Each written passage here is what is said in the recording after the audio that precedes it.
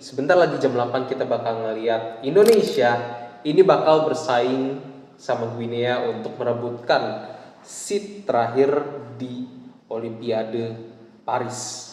Dan ini bukan pertandingan yang mudah pastinya, karena kita bakal ngelawan salah satu perwakilan dari Afrika, di mana tim ini tuh juga bisa dibilang bukan tim kaleng-kaleng, karena banyak juga pemain yang berlaga di Eropa. Misalnya salah satu yang paling familiar kalau misalnya di telinga kalian di sini adalah Ilaix Moriba, yang merupakan salah satu yang digadang-gadang sebagai wonderkid dari Barcelona. Nah, akhirnya dia juga dipanggil untuk ikut serta dalam pertandingan Indonesia ini.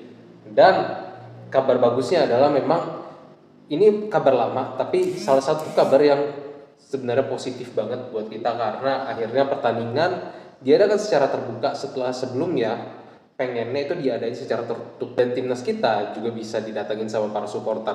Dan gue sempat ngeliat di Instagram juga supporter Indonesia itu juga udah banyak yang datang ke Paris untuk nonton pertandingan lawan Guinea ini. Ini merupakan suatu hal yang positif juga. Thanks to Erick Thohir sekali lagi yang udah bikin pertandingan ini jadi terbuka dan available untuk ditonton kita semua. Karena ini merupakan suatu hal juga yang sangat bersejarah, dan juga ini momen-momen yang benar-benar kayak kita semua tuh pengen lihat di mana Indonesia tuh bisa berlaga di Paris Olimpiade for the first time gitu kan, di cabang sepak bola. Tapi di satu sisi ada satu kabar yang memang kurang menyenangkan dari media, yaitu adalah Sintayong sendiri juga bilang kalau Elkan Bagot, Justin Hubner, dan Rizky Ridho ini gak bisa ikutan dalam laga lawan Guinea nanti.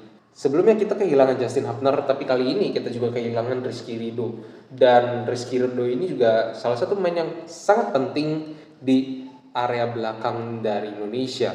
Dan kali ini ya tersisa tinggal Nathan Joaon yang bisa dibilang pemain yang inti, sama dua lagi bakal dari Liga 1, yaitu ada Ferrari dan Komang Teguh yang akan paling besar kesempatannya untuk dipercaya dalam permainan kali ini.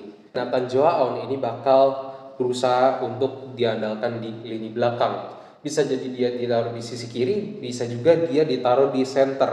Karena kalau melihat performa dari Nathan Joaon, bisa dibilang kalau untuk gue pribadi, dia adalah pemain terbaik di Piala Asia kali ini untuk pemain Indonesia. Jadi Nathan Joaon sendiri juga bakal dipercaya khususnya untuk mengcover dari para pemain dua yang berada di kiri dan sisi kanan yang jadi tandem center back-nya dari Nathan Joaon. Dan kenapa sektor belakang ini sangat penting? Kalau ngelihat permainan dari Guinea, berdasarkan dari video-video yang ada yang udah gue lihat dari pertandingan-pertandingan sebelumnya, Guinea ini cenderung lebih sering bermain lebih fisikal dan pastinya lebih ngandalin skill, dan juga terutama mengandalkan sisi sayap untuk permainan menyerang mereka. Dan seperti yang kita tahu, pemain-pemain dari Afrika ini memang punya fisik yang lebih bagus daripada pemain-pemain Asia, khususnya Indonesia yang akan melawan Guinea nanti. Tapi dengan catatan, permainan kita terutama dari segi passing itu harus lebih diimprove, harus lebih bagus, terutama ketimbang kita bermain melawan Uzbekistan dan Irak. Dan kecepatan speed itu kalau bisa satu level lebih tinggi, karena mereka juga bakal neken terus juga pastinya, karena mereka sendiri juga dengan pemain-pemain yang ada ini mereka cukup pede untuk melawan Indonesia sebenarnya. Tapi kita sendiri juga nggak kalah, karena kita sendiri juga punya pemain-pemain juga yang cukup cepat dan secara permainan lebih taktis. Tapi yang penting adalah kita ini harus lebih banyak melakukan press kepada pemain Guinea, karena ketika kita nggak ngelakuin press sama kayak lawan Uzbekistan, Guinea ini bakal punya chance lebih banyak. Dan terutama dari sisi belakang ini juga yang harus diwanti-wanti dari segi Indonesia, karena mereka sendiri juga seneng juga bermain dengan bola-bola panjang dan juga langsung, dan mereka juga sering nyolong sprint dari pemain-pemain lawan, sehingga kita juga harus mewaspadai hal ini, khususnya juga crossing. Semakin banyak kita bisa mengantisipasi pemain depan mereka ataupun juga serangan balik cepat mereka, semakin bagus untuk kita bisa mengatasi para pemain Guinea. Dan mereka sendiri juga kalau misal kita bakal ngepres banyak, kita bakal meminimalisir mereka untuk lebih banyak pegang bola. Jadi ini bakal jadi momentum yang bagus.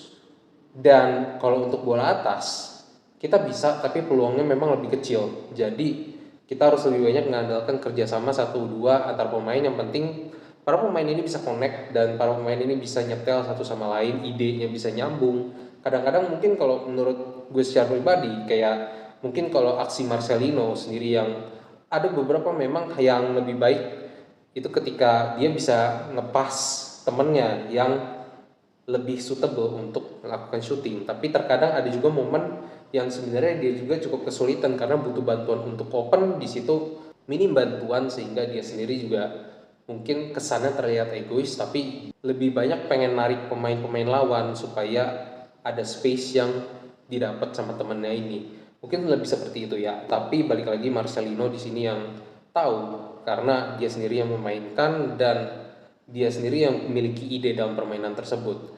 Tapi balik lagi, kalau secara taktikal Sintayong sendiri juga pastinya juga bakal menerapkan, berusaha lakukan yang terbaik untuk menghadapi Guinea. Dan semoga apa yang direncanakan sama Sintayong ini bisa dideliver dengan baik, bahkan dengan performance juga yang top dari para pemain Indonesia.